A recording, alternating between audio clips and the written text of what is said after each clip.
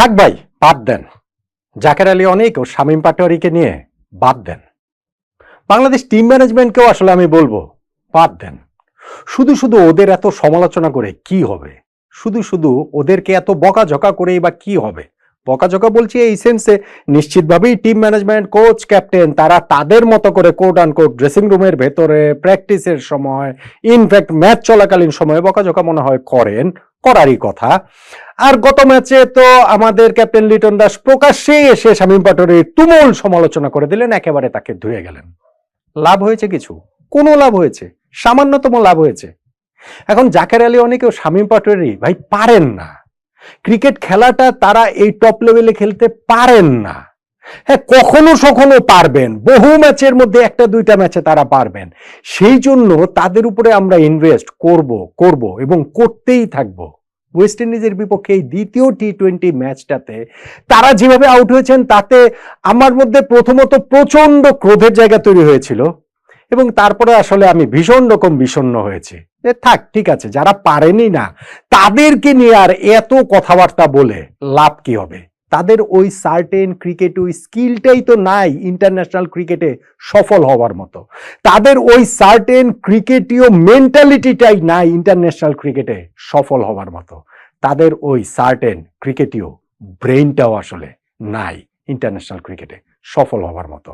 ফলে জাকের আলী অনেক এবং শামীম পাটোয়ারিকে নিয়ে আমরা যেই ইনভেস্টমেন্টই করি না কেন, আলটিমেটলি এটা রিটার্ন বাংলাদেশ ক্রিকেট কতটুকু পাবে সেটা একটা বিরাট বড় প্রশ্নবোধক চিহ্ন। এবং আমার কাছে আর একটা বড় প্রশ্ন রয়েছে, এই যে সেকেন্ড ম্যাচটাতে 11 থেকে নুরুল হাসান সোহানকে যে বাদ দেওয়া হলো, সেটাকে এই দুইজনকেই এফোর্ড করার জন্য সোহানকে আসলে বাদটা দেওয়া হয়েছিল কি হিসাবে, কোন বুঝটাতে? দেখেন, এই ম্যাচে জাকের এবং শামীম দুইজনের সামনেই একটা অপরচুনিটি ছিল, হিরো হবার অপরচুনিটি ছিল।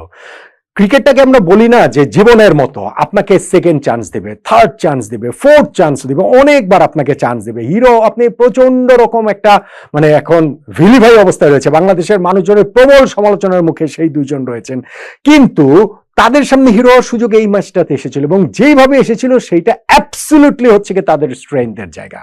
অ্যাবসলিউটলি ওই জায়গা থেকে তাদেরকে ম্যাচ জেতানোর মতো অবশ্যই তাদের ক্যাপাবিলিটি আছে ভেবেই ন্যাশনাল ক্রিকেটে তাদেরকে নেওয়া হয়েছে, ন্যাশনাল টিমে নেওয়া হয়েছে, ইন্টারন্যাশনাল ক্রিকেটাতে তাদের খেলানো হচ্ছে। আপনি জাস্ট একটু ওই সিনারিওটা কল্পনা করে দেখুন যে এর আগে যেটাই হোক না কেন, জাকের আলী অনেক যখন নেমেছেন তাওহিদ হৃদয়ের আউটের পর প্রথম থেকেই তিনি স্ট্রাগল করছিলেন, খুবই স্ট্রাগল করছিলেন। প্রথম 7 বলে 2 রান তিনি করলেন, তারপরে একটা বাউন্ডারি পেলেন, সেটা একটা ফরচুনেট বাউন্ডারি, ব্যাটার কানায় লেগে ওই শর্ট ফাইন লেগ ফিল্ডারের উপর দিয়ে গিয়ে বাউন্ডারি হয়ে গেল। স্ট্রাগল করছিলেন, ঠিক আছে, কিন্তু তারপরে গিয়েও তো আমরা 17 ওভার শেষে এমন একটি ইকুয়েশনের সামনে দাঁড়িয়ে আছি যে শেষ 3 ওভারে 33 রান প্রয়োজন।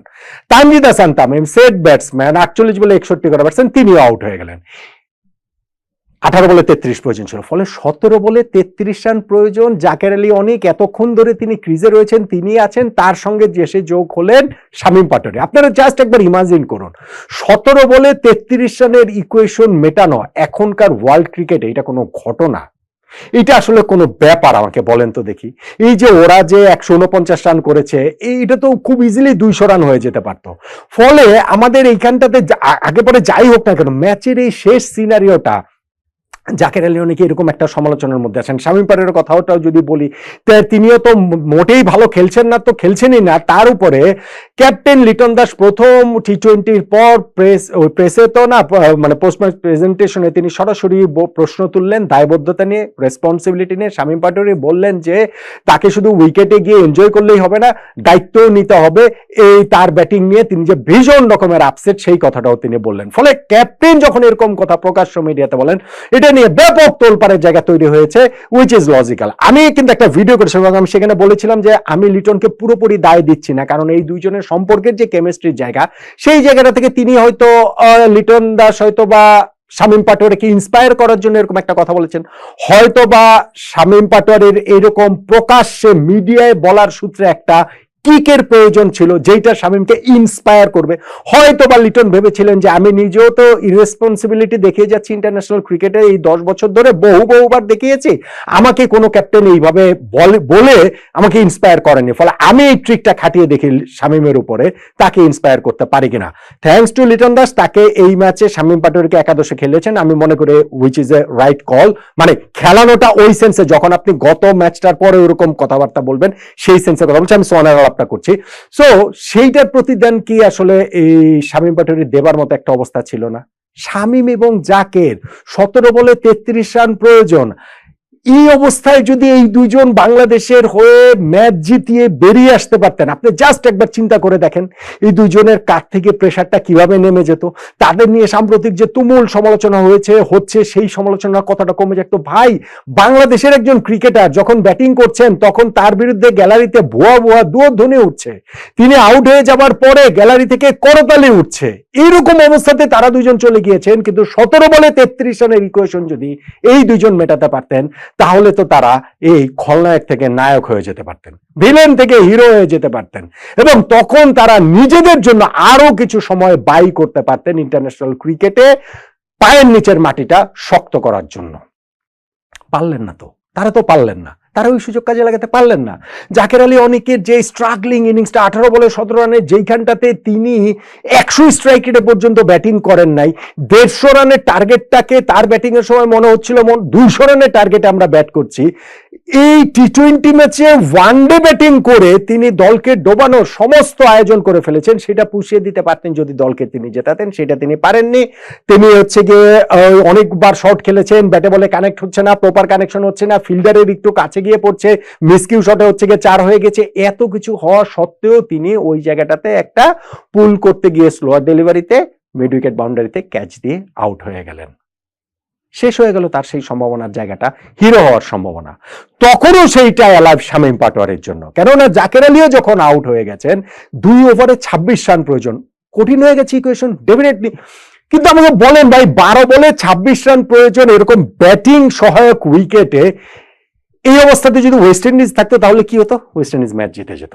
এই অবস্থাতে পৃথিবীর বেশিরভাগ দল থাকলেই ম্যাচ জিতে যেত, এবং যিনি ব্যাটসম্যান, এখানে প্রপার ব্যাটসম্যান, তিনি ম্যাচ জিতে হিরো হয়ে যাওয়ার সেই সুযোগটা তার মধ্যে প্রবলভাবেই ছিল বা থাকতো। শামীম পাটোয়ারি সেই সুযোগটা কাজে লাগাতে পারেনি।